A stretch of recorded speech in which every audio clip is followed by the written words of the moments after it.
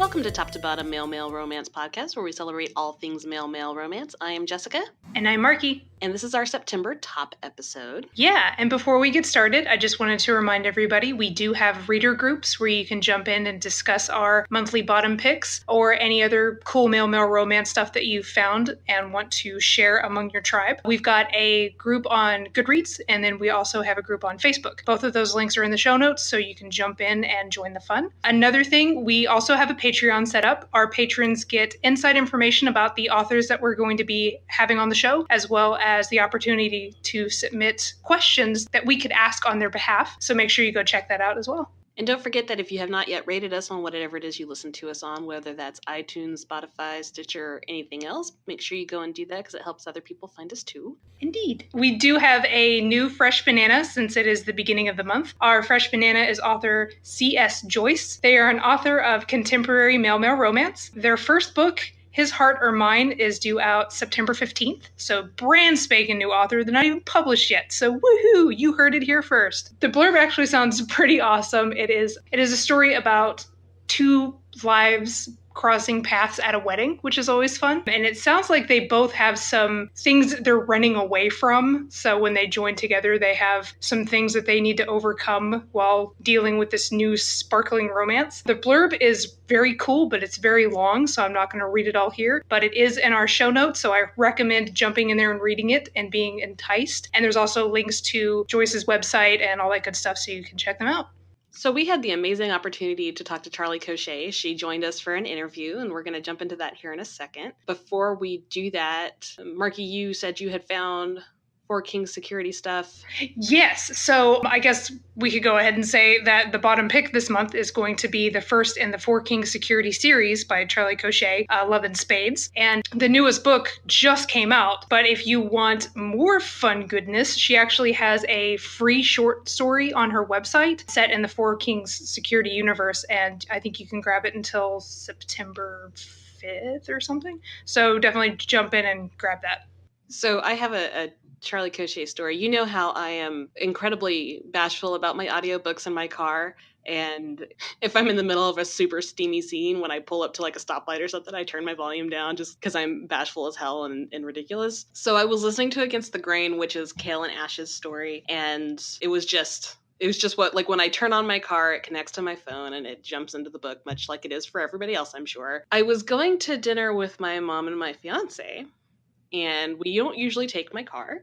We did this time. We all get in the car. I go to turn it on, not even thinking at all. As soon as it starts, it's like in the middle of a very graphic part of a very graphic scene. And I'm not going to go into detail about what was said, but it was very, very graphic. And that was like the first thing that was said, nice and loud and clear for everybody to hear. You wonder why I'm bashful about this stuff, is because I'm afraid of these moments happening. And it happened. And now like I have this, because of that moment, thank you, Charlie. Anytime somebody's getting into my car, I try to like switch it from picking up my audiobook to picking up my music off of my phone instead.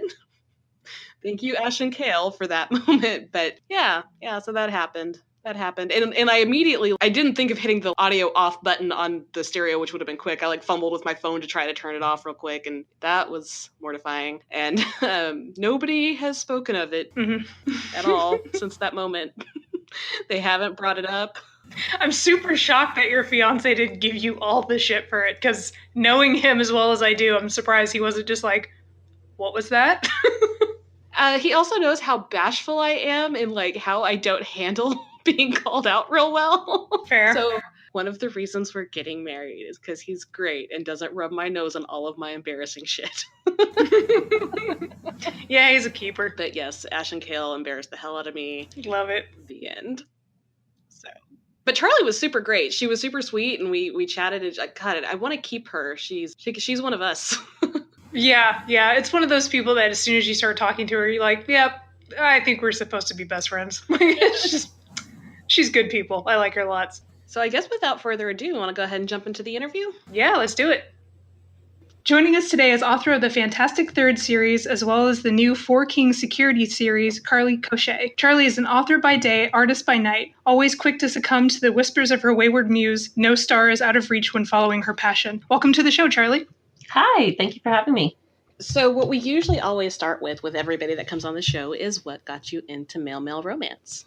Well, it's a pretty lengthy answer for me, but I'm going to kind of summarize it, make it short. I've been reading romance for a long time, since I was a kid. I'd also been writing romance, but as I got older and, you start to kind of discover yourself and who you are as a person, I found that a lot of the romance that I read, I had trouble connecting to the female characters. I had trouble just connecting to the story, and I think a part of it was sort of a lack of representation as a member of a minority and the LGBT community. I didn't realize that until I was older. And I was writing a romance story, and surprise, surprise, an ensemble piece with lots of characters. And one of the characters is bisexual. And he wasn't the main character, but like he and his lover's story started kind of taking over the book as a 1930s kind of action adventure. And I found myself connecting more with his character and his story, and I wanted him to have his happy ending. And so I kind of paused on that book and I started doing a bit of research because I had no idea there was a whole gay romance genre. So I kind of stumbled across it and started reading it, and I was just like,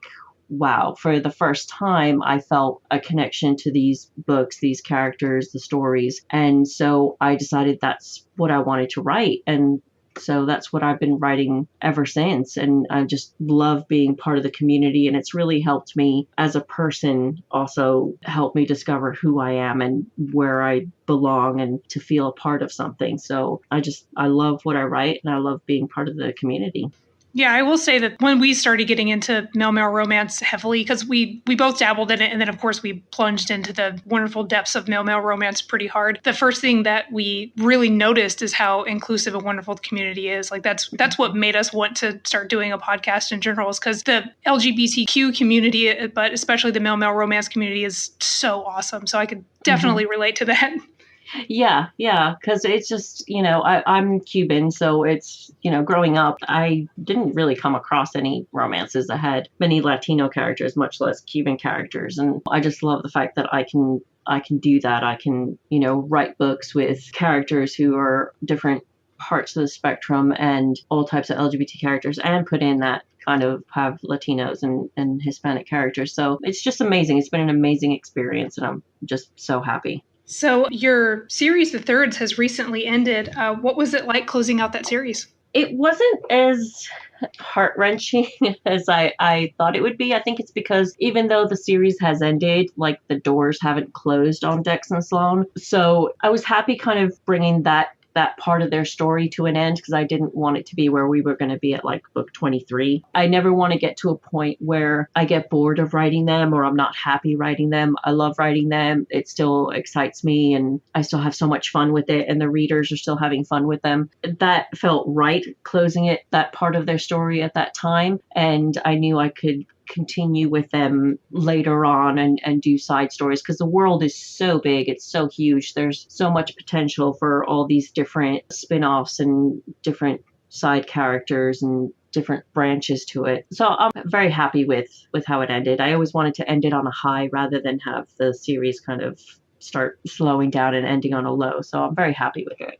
So having said that, with your spin-off characters and stuff like that, can you tell us about the next installment of the third series, or the third universe in the 10 series? Yes, absolutely. So we've got sort of two things going on with the third. We've got the side books, like Love and Pain is out on September 4th, and that's Austin and Zach. So they first appeared in the third's books as side characters. Austin probably had a few more scenes than Zach. Zach wasn't in it very much at all. But it's sort of like the first book in a side series. The books aren't connected in any way in the side series. It's just they're characters who've made appearances throughout the third. So like Lou and Bradley, Dom and West. So they're getting their own books, and they'll be standalone books, so readers don't have to have read all 10 thirds books to read these books. Obviously, if they have, that's awesome and it make it even better, but readers can come in and pick up these books at any time, and hopefully they'll want to read wherein the characters first appeared in the thirds. Next year, I'm finally starting to release the 10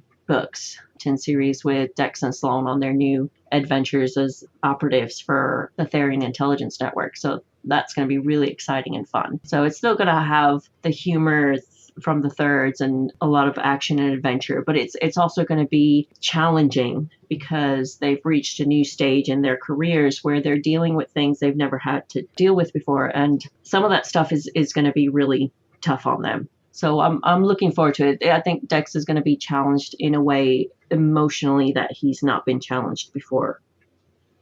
Well, that's really exciting. And your side characters in the third book, some of those were some of my favorite characters in general. So seeing them like getting their own stories and building on them more is really exciting. So I'm really looking forward to those. Oh, I'm so glad to hear that. So with your new series that's out, the King Security series, we're actually going to be reading the first one as our book of the month for September. And awesome. Yeah, so I wanted to ask, why the shift to contemporary from the thirds? Well, I've been writing the thirds for 4 years now. And like I mentioned earlier, I don't want to get to that point where I get bored or I'm not excited about it, because all that comes through in the writing. And that would be a disservice to this world that I built and these characters and to my readers. So I felt that I needed, after 10 books and, Gummy Bears and Grenades and the Thirds Thursdays, I needed to take a little break before I dove into the Tin series. So I can kind of come back at it with a fresh perspective for, this new chapter in their lives. So to do that, I went with contemporary. I mean, it's not a huge leap because I love writing action, adventure, suspense. I read a lot of military, law enforcement, but the Kings is, straight up contemporary with some romantic suspense. So I wanted to take that break and do something that wasn't paranormal before I got into the Kings. And there were stories that I wanted to start and write that I've had on the back burner for a while. So this finally gave me the opportunity to get those started. Nice. So it's kind of like a palate cleanser kind of thing. Yeah, exactly. It's like the works. ginger when you have your sushi. Very nice.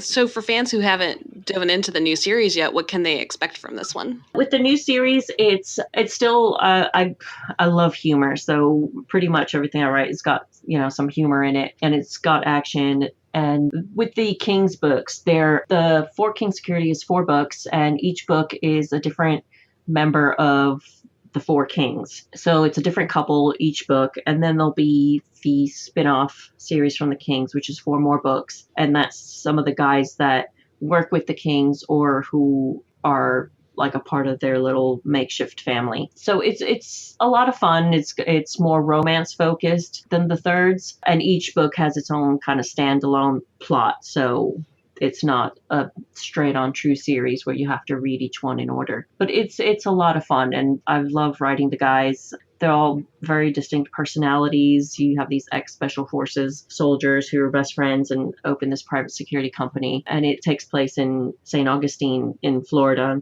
and they travel to various parts of Florida for their job. So it's a lot of fun. That's awesome. That sounds exciting. Like military thrillers and cop dramas and stuff like that are some of my favorites. So I was very excited to pick this for our September pick. Plus, of course, your humor is just one of those things we latch onto. Me and Jess both are big fans of books that make us crack up, and you're quite good at that. Oh, thank you. It's just so much fun. Yeah, I can imagine so. So what are you reading right now? Well, I was doing some beta reading for some friends for books that they've got coming out soon. Definitely on my TBR, I've got a few books that I'm just dying to get to. Ella Frank's Priest is one of them. Mm-hmm. I adore that series, but then I adore oral horror books. I've got quite a few actually. I've got one of the I think it's one of the Shifter books by Cale Carriger. Oh yeah, Gail. Yeah, we both adore Gail. She's fantastic. Yes. She's such a lovely person. Mm-hmm. I met her for the first time at RWA, and she came over to my table, and she told me she was such a Thirds fan. I think I just nearly passed out into a puddle of goo on the floor. I was like, oh my God. So that was just so exciting. So I'm definitely going to be reading. I had no idea she had gay romance books, so I'm definitely going to be jumping on those. And of course, probably one of the hundreds of books that I've got on my Kindle because, you keep adding to it every week, even though you're just like, I've got all these books I need to read and get through, but something new just came out. Made Mine by Lucy Lennox and Sloane Kennedy. Yes, we're so excited about that too.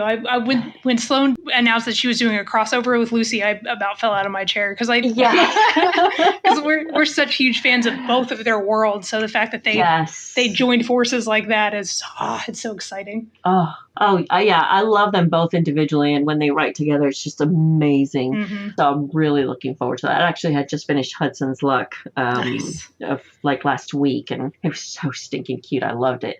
So yeah, quite a few books on my list, just a tad. Yeah, just a touch. 1 or 2. Yeah.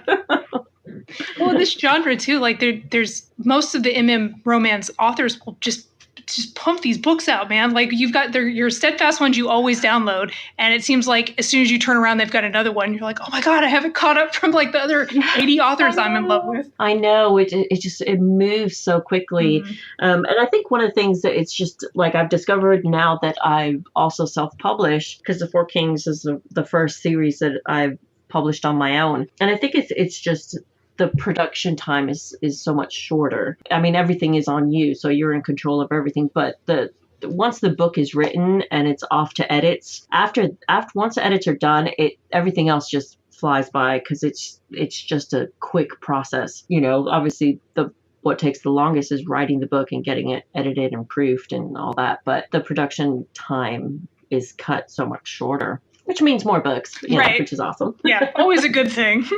Yeah. And I'm like spoiled by it now because if there are other authors that we read besides the mail stuff, but they're usually traditional published books, and they take sometimes up to a year or two before the next installment comes out. And we're so spoiled by it being just a couple months that I'm like, what do you mean years? Yeah. What is this? Yeah, because I think with like readers, because they're just because now with my self-pub stuff, readers are just like, oh, like why can't we get like your third book that quick? And it's like, well, with my self-pub stuff, I'm the publisher and I only have to worry about my own books. But with my publisher, I'm not their only author. That my editor is also the editor for several other authors, and they're producing all these books at the same time. So it's going to be a lengthier process because there's not just me. There's several hundred authors that they're doing stuff for. So it's going to take a bit more time, but I'm very excited because I do get to self-publish the 10 series next year. Oh, that is cool. Yeah, my publisher's pretty cool like that. So kind of going back into the third universe, sort of, if you could be any Therian, which one would you be? That's a really tough one because I would love to be like a big cat shifter because they're just so cool and so awesome, like the jaguar shifters or the lion shifters or the tiger shifters. Realistically, I'd probably be more like a wolf or a cheetah because they're more they're like the closest to dogs with their little wagging tails, and their temperament is way different than the big cats. The big cats are like so fierce.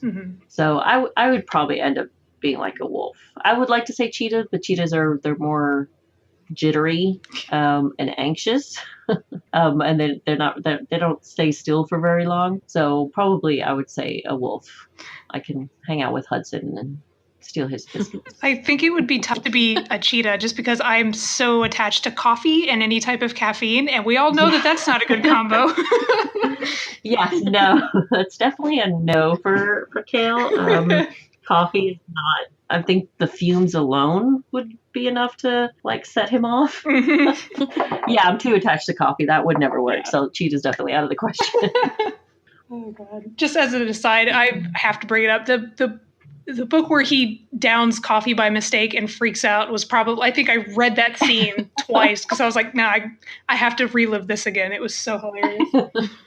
I had so much fun with that. I was just thinking, oh my God, what would happen if he did like ingest like a whole large coffee? Like what would happen? And it would get to the point where you'd be like, he could hear colors and, it'd be bouncing off the walls. And that was a lot of fun. Yeah. And of course, poor Ash is the one who has to rein him in. And it's just magic. That whole thing was magic. Yeah. Yeah. He likes to pretend he can rein him in. He's just a big old softie when it comes to Kale. So, he ends up in the box with the packing peanuts. Yes. I love it. I'm going to have to read that book again. So, I mean, It was you've broken down a little bit about what projects you have going on, other than the 10 and the Kings series. Do you have any other projects upcoming that are on the horizon? Yes. I've actually got 2 new series that I'm starting with Dream Spinner next year. So they'll be kind of alternating where it'll be the first book in the first series and then the first book in the second series. One is a 3-book, like, true romantic suspense series. I'm very excited about that. It's going to be so much fun. And the second one is sort of like, it's a cozy mystery, but not a cozy mystery, because I don't want to say it's exactly like a cozy mystery, but that one's also 3 books, and it's more on the sweet side, and it's more like, have you ever seen like the movie Clue? Mm-hmm. That kind of like mad mayhem, running around trying to figure out what's going on, mystery type thing. So it's going to be a lot of fun to write that one. We've got some really quirky characters in that. So I've got those 2 starting next year with Dream Spinner. So it's going to be a busy year. I'm going to be juggling like 4 different series at the same time, but fingers crossed we'll survive. We'll get through it. The 2 new ones that you have coming up, are they male romance? Oh, yes. Yeah. That's so cool. Yeah. I don't know if I've ever read like a cozy mystery-ish type male romance, so that's interesting. Because I've definitely read several mysteries. Like I love C.S. Poe's the Snow and Winter series and Rhys Ford's Cole McGinnis series. So, I've read quite a few mysteries, but I've not read one. I think that's kind of like why I wanted to do it, because it's kind of that quirky, kind of madcap, cozy type mystery, but with gay romance. And so I'm really looking forward to that, because I know it's just going to be so much fun. Yeah, that sounds like a blast. I'm pretty excited about that. And we have a huge spotted Great Dane called Sam, so that's going to be nice. So if fans want to get in touch with you or find you online, where should they look? Well, I've got my website, charliecochet.com. It's a great place if readers want to find out what's coming next, because I have my release schedule on there and my writing schedule. Obviously, it's not set in stone because life happens, things pop up, so sometimes the schedule gets shifted or titles get shuffled around. But I always keep it as up to date as possible so they can see what I'm working on, what's coming next. And I do my Thirds Thursdays on the blog and everything. I'm also on Facebook a lot. I've got a reader group, and it's facebook.com/groups/Charlie Cochet. You can find it on Facebook. That's a lot of fun. We do giveaways and we post inspirational pictures and chat books. So Facebook, I'm on a lot more than the other social media, but I do have like Twitter and Instagram and Pinterest, that sort of thing. Perfect. Well, we'll make sure to include all those in the show notes as well, so if people want to go in and join any of those things, that they can. Awesome. Woohoo. Okay. Well, I think that was all of our questions. Jess, do you want to add anything? Way to put me on the spot. Sorry. I don't mean to like come up with something on the fly. Did I miss anything?